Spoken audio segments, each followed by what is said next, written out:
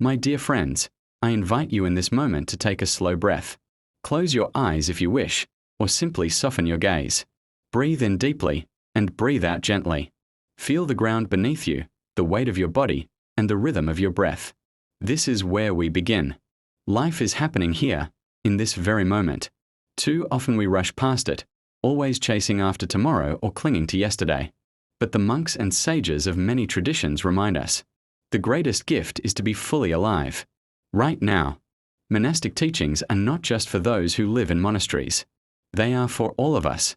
Monks live simply, not because they reject life, but because they wish to see it clearly. They strip away what is unnecessary so that truth may shine through.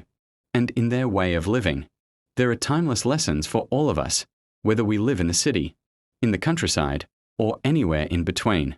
One of the first teachings monks often share is about impermanence. Life is always changing. Think of the seasons. Spring blossoms into summer. Summer fades into autumn. Autumn falls into winter. And winter quietly prepares the way for spring again. The same truth moves through our own lives. Our bodies change. Our relationships shift. Our circumstances rise and fall. Nothing remains the same forever. Yet, so much of our suffering comes from wanting things to stay just as they are. We want our loved ones never to age, our successes never to fade, our comfort never to be disturbed. But this is like trying to hold water in our hands. It always slips through. A monk once told me, when you embrace impermanence, you do not lose joy, you deepen it. What did he mean?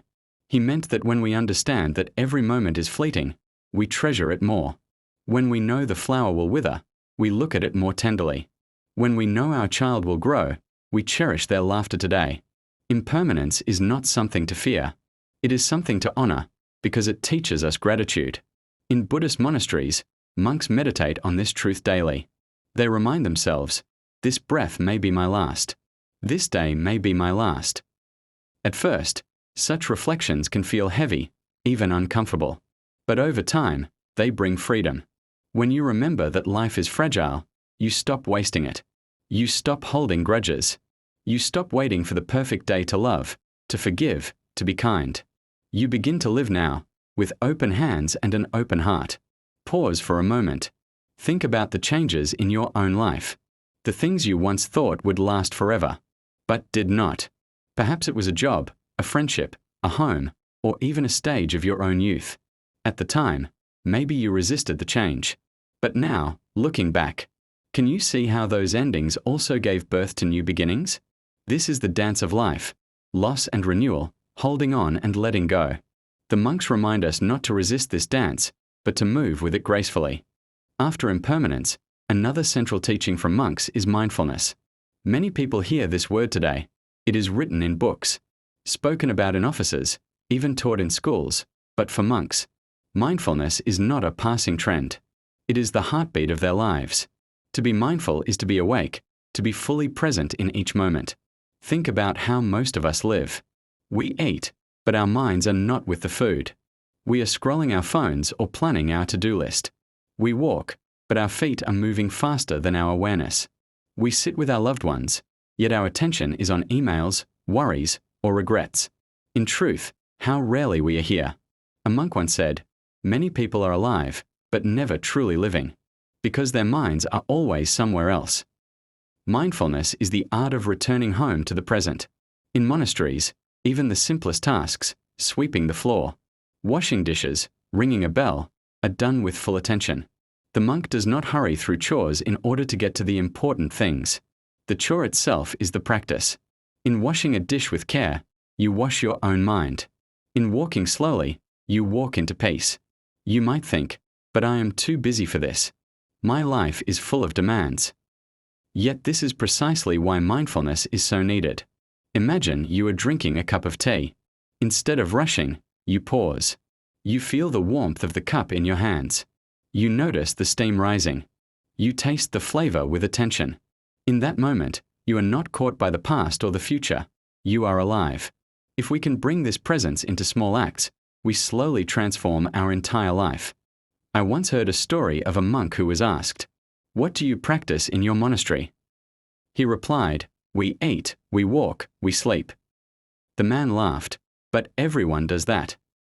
The monk smiled gently and said, "Yes, but when we eat, we only eat. When we walk, we only walk. When we sleep, we only sleep. Most people eat and are already thinking of tomorrow. They walk and are already planning their day. They sleep and their minds are still racing.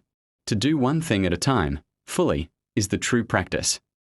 Mindfulness is not only about peace, it is also about seeing clearly. When you slow down, you notice your thoughts and emotions. You begin to see patterns, how anger rises, how fear grips, how joy blossoms. Instead of being controlled by your emotions, you learn to observe them like clouds passing in the sky. You realize, I am not my anger, I am not my fear. This simple awareness gives you freedom. Let me invite you now, if you wish, to take one mindful breath. Breathe in slowly, aware that you are breathing in. Breathe out gently, aware that you are breathing out. Just one breath, fully known, can bring you back to yourself. Imagine if you carried this practice throughout your day. How different your life would feel. Another teaching at the heart of monastic life is compassion. Compassion is more than a soft emotion, it is a deep recognition of our shared humanity, and a willingness to relieve the suffering of others. A monk once said, "If you want to touch enlightenment, touch the pain of another with love." Let me share with you a story. There was once a young monk who lived in a small monastery in the mountains. Every morning, he walked down to the village to beg for food, as monks often do, not for himself alone but to share with the poor along the way. One cold winter morning, he saw a frail woman sitting by the roadside. She was shivering, with no blanket, no food, and no family nearby. The monk had very little, just the thin robe he wore and the small bowl in his hand. But seeing her suffering, he could not continue walking. He sat beside her, placed his bowl before her, and without hesitation, took off his own robe and wrapped it around her shoulders. The woman looked at him with tears in her eyes and whispered, "Why would you give me the only thing you have?" The monk smiled gently and said, "Because in this moment, it is the only thing I can give." Later, when other villagers passed by, they saw this act and were moved to bring her food, clothes, and shelter. What began as one small act of compassion grew into a wave of kindness. This story reminds us that compassion does not require wealth, power, or perfect conditions. It simply requires a heart willing to respond. So often we tell ourselves, "I will help when I have more time, when I have more money, when I feel stronger." But compassion lives in the present moment. Even a smile, a listening ear, or a word of encouragement can transform someone's day. Monks also teach that compassion is not only for others, it must include ourselves. Many people live with great harshness toward themselves. They carry guilt, shame, or self-criticism like heavy stones. But monks remind us, you cannot give water from an empty cup. If we are not gentle with ourselves, how can we truly be gentle with others? Practicing compassion toward yourself is not selfish, it is necessary. It is like tending a fire so that it may warm the whole room. Compassion, when practiced deeply, also dissolves the illusion of separation. We begin to see that the suffering of another is not separate from our own. Just as one part of the body cannot be at peace if another part is in pain, humanity cannot thrive while others suffer. A monk sees a hungry child and does not think, that is someone else's problem. He thinks, that child is also me. This way of seeing changes everything. Pause for a moment and imagine, what would your day look like if you approached every person you met with compassion? The stranger in traffic, the colleague who annoys you, the family member who misunderstands you. What if, instead of reacting with frustration, you first asked, what pain might this person be carrying? This simple shift can turn conflict into connection, and resentment into understanding.